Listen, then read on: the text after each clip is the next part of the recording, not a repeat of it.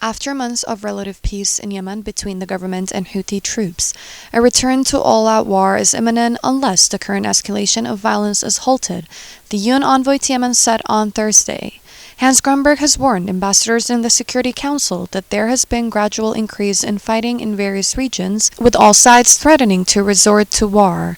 Mr. Grunberg also spoke about the critical circumstances facing the UN, NGOs, and civil society, all of which are the targets of Houthis. He went on to note that he remains determined in his efforts to advance on a process leading to a peaceful resolution to the conflict. Mr. President, above all, I remain determined in my efforts to bring the parties together without preconditions, to discuss the issues directly in front of them, on the economy, on releasing conflict-related detainees, on opening additional roads, and ultimately to finalize the roadmap.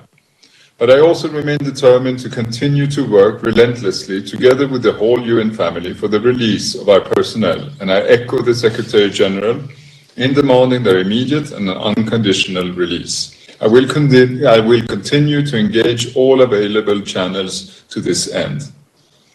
Mr. President, I urge this Council to lend its full support to all these efforts. Thank you very much. Since 2015, Houthis and their supporters have turned Yemen into a living hell.